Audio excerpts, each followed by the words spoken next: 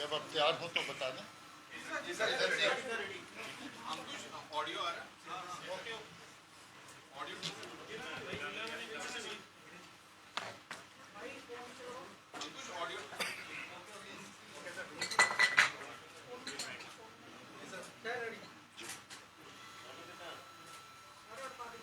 आप सब जानते हैं कि 28 तारीख को उधमपुर में दो अलग अलग जगह पे बस में ब्लास्ट हुए थे। एक 28 की रात को लगभग 10:30 बजे और दूसरा 29 की अर्ली मॉर्निंग कोई 5:30 बजे के करीब। दोनों ही जगहों पे बस स्टैंड थे और जो रात को पार्किंग होती बसेस की, वहाँ पर बसेस उस वक्त लगाई गई थी। इत्फाकन ब्लास्ट के टाइम पे बस में सवारियाँ नहीं थी, मगर बगल में कुछ लोग एक दो जो बस में होते हैं उनको हल्की फुल्की लगी थी।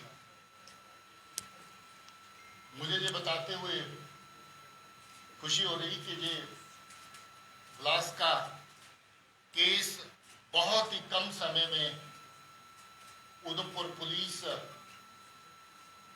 के ऑफिसर्स ने एडीजी साहब की क़यादत में वर्कआउट किया है और इसमें जो दोषी है उसको पकड़ लिया गया है। पूछताछ के दौरान उसने अपनी इन्वॉल्वमेंट तस्लीम की है, मानी है, और ये चीज़ें भी पता चली हैं कि ये ब्लास्ट जो किया गया उसमें जो आईडीज इस्तेमाल हुई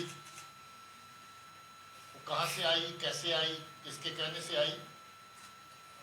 मैं थोड़ी सी तफसील जो स्पेसिफिक इस केस में है चाहूँगा कि एडिशनल डीजी जम्मू आपके साथ शेयर करें और उसके बाद अगर आपके कुछ सवालात होंगे तो उन सवालात का जवाब देंगे।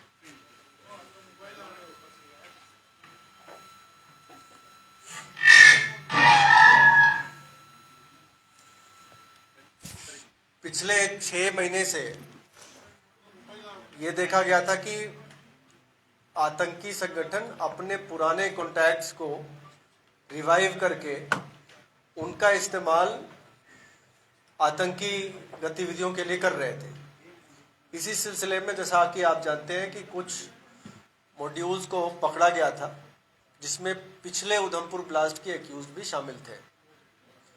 इसी कड़ी में मोहम्मद अमीन भट्ट इलियास खुबैब, जो डोडा का रहने वाला है, इसने उधमपुर में पिछले ब्लास्ट में भी इसका हाथ था और अभी के ब्लास्ट में भी इसी आतंकी ने, जो कि पाकिस्तान में जाके सेटल हुआ है, वहाँ से इसने अपने कॉन्टैक्ट्स को रिवाइव किया, जिसमें असलम शेख नाम का आतंकी जो बसंतगढ़ उधमपुर का रहने वाला है, उसको इसने सोशल मीडिया ऐप्स के ज़रिए कॉन्टैक्ट किया और उसके बाद इसको 21 तारीख सितंबर को इसने कहा कि तुम्हें कोई सामान जो है मैं ड्रॉप करवाऊंगा ड्रोन के ज़रिए, उसको पिकअप करना है।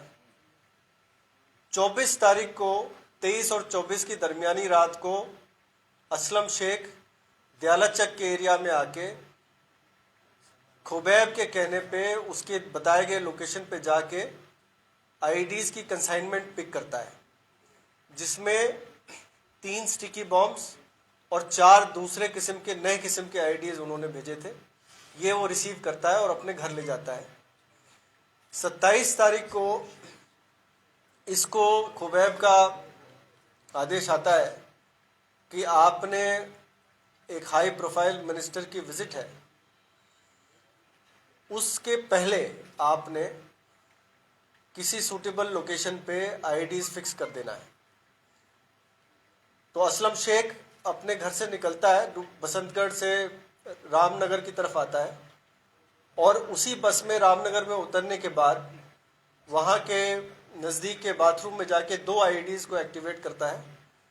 एक आईडी जिस बस में वो आया था, रामनगर में उतरा था, उस बस में लगाता है पीछे की तरफ, और दूसरा रामनगर के से जो उधमपुर गाड़ी आ रही थी उसमें लगाता है। 2 आईडीज ये लगाता है। इस पे तफसील से इंस्ट्रक्शंस पास किए गए थे खुबैब के द्वारा, जिसमें उसको बताया गया था आईडी को असेंबल कैसे करना है, एक्टिवेट कैसे करना है। 6 किस्म के टाइमर्स उसको बताए गए थे कि 3.5 मिनट से लेके 14 घंटे की टाइमर उसको, जो स्विच अवेलेबल था उस पर 4-5 किस्म के वो ऑन ऑफ स्विच थे, उसकी परम्यूटेशन एंड कॉम्बिनेशन के जरिए ये अलग अलग किस्म की टाइमर्स को एक्टिवेट कर सकता था। तो इसने दोनों गाड़ियों में, एक गाड़ी में 7 घंटे की टाइमर और एक गाड़ी में 14 घंटे की टाइमर लगाई और उसको वहां रखने के बाद ये वापस बसंतगढ़ चला गया। उधमपुर पुलिस ने अपनी पूरी टीम के साथ मेहनत करके 4-5 संदिग्ध लोगों को पहले पूछताछ के लिए बुलाया था, जिनमें एक ये भी शामिल था। और इसकी पूछताछ पे इसने अपने सारे जो कारनामे किए हैं उसका खुलासा किया। इसकी शिनाख्त पे 5 जो बची हुई आईडीज थी वो बरामद कर ली गई है, जिसमें 3 स्टिकी बॉम्ब है, 2 और उसी किस्म के आईडीज थे जो कि वहां पे उधमपुर में लगाए गए थे। इन सब को यहाँ डिस्प्ले पे रखा गया है और आप इनको देख सकते हैं। साथ ही साथ इसी मॉड्यूल से एक और जैश का मॉड्यूल जुड़ा हुआ था जो कठुआ बेस था, जिसमें जाकिर हुसैन नाम का शख्स, उसको गिरफ्तार किया है, मल्हार का रहने वाला है। और उसको फरीद नाम के आतंकी, जो पाकिस्तानी आतंकी था, 10-12 साल जेल काट के वापस पाकिस्तान गया था, वहां से इसने इसको एक्टिवेट किया था। उसकी गिरफ्तारी के बाद भी उसकी शिनाख्त पे एक स्टिकी बॉम्ब बरामद किया गया है। तो 2 जो मॉड्यूल्स थे, एक जैश का और एक लश्कर का, ये इस ऑपरेशन के जरिए इनको काबू कर लिया गया है। और अब इस पे जैसे जैसे तफ्तीश चलेगी आगे की कार्रवाई की जाएगी। ये बेहद शर्मनाक बात है कि जो पाक नवाज फोर्सेस हैं, एजेंसीज हैं, वो जम्मू के अमन के माहौल को खराब करने के लिए, और ख़ासतौर पे जब जब जहाँ पर कोई हाई लेवल विजिट हुआ तो इस तरह की नापाक हरकतें और साजिशें की। आपको याद होगा कि ऑनरेबल प्राइम मिनिस्टर का विजिट जब हुआ था तब जैश के 2 फदाइन जहाँ पर जम्मू शहर में आके ठिकाना बनाए बैठे थे ताकि उस विजिट के साथ साथ कोई बड़ी कार्रवाई करें। मगर उस वक्त भी ये अच्छा हुआ कि पुलिस की सतर्कता के रहते टाइम से पता चला और उन दोनों आतंकियों को न्यूट्रलाइज किया गया और जैश का बहुत बड़ा मॉड्यूल जो था उसको ध्वस्त किया गया। इस बार भी ये लश्कर का मॉड्यूल है, बेसिकली असलम शेख लश्कर के साथ वाबस्ता है। 2005 में ये एक्टिव आतंकी होता था और बिलावर के केस में गिरफ्तार हुआ था, जिसमें इसको सजा हुई थी और थोड़ा ही अर्सा पहले जेल से शूट करके जब वापस आया था। और जेल से छूटने के बाद ही ये पाकिस्तान में बैठे अमीन के खुबैब जिसको कहते हैं उसके कांटेक्ट में आया और इसको ये कार्रवाई दी गई कि इस वक्त जो बड़ा एक विजिट दिल्ली से प्लान हो रहा है उसके पहले कोई बड़ी कार्रवाई की जाए और उसको जगह भी दी गई कि उधमपुर में जहां पहले किया था उसी जगह पर इस तरह के फिर से 2 बड़े धमाके जो हैं उनको अंजाम दिया जाए। मगर अच्छी बात है कि ये भी पुलिस ने बड़ा कम टाइम के अंदर इस केस को पूरे को एक्सपोज किया, इस बंदे को आइडेंटिफाई किया, इसको पकड़ा, पूछताछ की, जिसके दौरान इसने सारा कुछ मान लिया है। पॉसिबल था कि अभी भी इसके पास आईडी और अवेलेबल थी, अभी 5 आईडी और इसके पास अवेलेबल थी और अगर ये पुलिस की गिरफ्त में नहीं आता तो हो सकता था कि और भी इस तरह की आतंकी कार्रवाइयाँ ये 2-3 दिन के अंदर जो हो जाती। और इसके साथ ही दूसरा केस जिसका जिक्र एडिशन डी साहब ने किया, जो भी बिलावर का रहने वाला लड़का है और वो जैश के साथ कॉन्टेक्टेड है, उसको भी उसी एरिया में, बॉर्डर के एरिया में आईडी जो है वो फराहम की गई ताकि वो भी को फर्दर उसको आतंकी कार्रवाई के लिए इस्तेमाल करे। मगर अच्छा हुआ कि उस केस में भी वो आईडी पहले ही बरामद हो चुकी है और वो लड़का पकड़ा जा चुका है। इस तरह की साजिशें जो नॉन स्टेट एक्टर्स जिनको कह करके लश्कर या जैश के मॉड्यूल्स के थ्रू जम्मू के आसपास के एरिया में, जम्मू, उधमपुर, कटरा, राजौरी, पुंछ, जो पिछले जितने भी इंसिडेंट हुए आप सबको पता है कि लगभग तमाम इंसिडेंट्स को पूरी तरह वर्कआउट कर लिया गया है। पहले भी जो तालिब हुसैन का जो मॉड्यूल था, एक वो बड़ा मतलब समझ लीजिए कि पूरी लेंथ एंड ब्रेड्थ जो आपकी जम्मू प्रोविंस की बनती है, रामबन तक, रजौरी, पुंछ की, उधमपुर की, सब जगह पे उसकी इन्वॉल्वमेंट थी।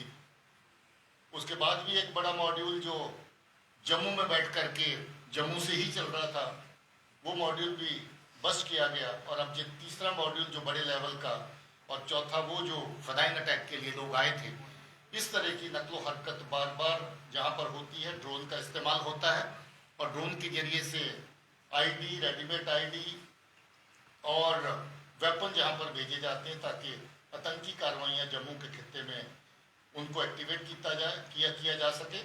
और इसके साथ ही कुछ सामान जहाँ से कश्मीर की घाटी में भी पहुँचाया जाता ताकि वहाँ के आतंकी जो वहाँ पर जो दहशतगर्द एक्टिव है उनको सामान पहुँच सके। सो ये वाक़या में शर्मनाक वाक़ा है और इस तरह के वाक़ात के ऊपर पुलिस ने बड़ा जल्द काम किया है। मैं अपनी पुलिस की टीम को मुबारकबाद देना चाहता हूँ। इसमें एडीजी साहब, इनके साथ डीआईजी, एसएसपी और नीचे जो टीम खासतौर पे एसडीपीओ जो इलाके के हैं, उनकी टीम ने बहुत अच्छे से तफ्तीश करी और इस केस को पूरे को निकाला है। डीजी साहब, आज पुलवामा में भी एक आतंकी हमला हुआ है जिसमें एक जवान शहीद हुआ है और एक जवान इंजर्ड हुआ है, क्या कुछ तफसील है आप शेयर कर पाएंगे? देखिए, पिछले एक हफ्ते से हम लोग लगभग 4 कामयाब ऑपरेशन कश्मीर घाटी के अंदर कर चुके हैं। उसमें जैश के लश्कर के दहशतगर्द जो हैं उनको एलिमिनेट किया गया है। ये जो अभी आज की घटना हुई, इसमें उस वक्त हमारे डीएसपी हेडक्वार्टर एक नाका की इंस्पेक्शन के लिए, एक जो सीआरपी और पुलिस का नाका था, वहाँ पर पहुँचे थे और किसी गली की तरफ से उस वक्त फायर आया जिसमें जावेद अहमद दार नाम के एसपीओ हमारे जो हैं वो शहीद हुए। हम लोग पहचान लगभग कर चुके हैं, उसमें पता चल चुका है कि क्या है, अभी शेयर करेंगे, मगर उसके लिए ऑपरेशन जारी है और मुझे उम्मीद है कि जल्द ही इसको भी ख़त्म करेंगे। हाँ, ये भी हो सकता है कि इसका ताल्लुक भी वीआईपी विजिट को लेकर के ही हो, क्योंकि इस तरह की करतूतें ये, जैसे मैंने पहले कहा कि वो करते हैं जब भी ऐसा विजिट होता है, पॉसिबिलिटी है कि उसके साथ जुड़ करके इस इंसिडेंट को देखा जाए। So can we say that DG, this Home Minister visit was on terror radar, and what is terrorists trying to achieve by carrying out these attacks? देखिए, what I feel is, we all know that there's a very, very drastic change in the overall security situation in the UT. That is borne out by the facts and figures. That is nobody's claim that it has happened on its own. A very large number of successful operations have been conducted. While carrying out CT ops, we have tried to keep our people safe, their property safe. People are with us. By and large, people are with us. We have also tried to hit the terror ecosystem on various fronts. As a result of which, overall security scenario is much better. Today, you do not have the kind of situation which prevailed there 3-4 years back. So therefore, to show that the VIP visits or any such activity which sends a positive signal to the people, positive message to the people, the terrorists and their handlers across would like to show that all is not well. We know that there are still some terrorists left. Our operations are on and we would be able to take care of them.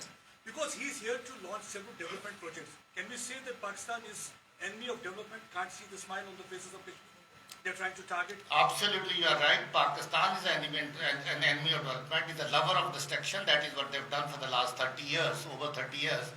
They want like any developmental activity to happen. They want like people to heave a sigh of relief and lead a normal life. So definitely Pakistan and its agencies have been ensuring that the valley remains not in peace but in disturbance. But now that things are better, things are improving every day. So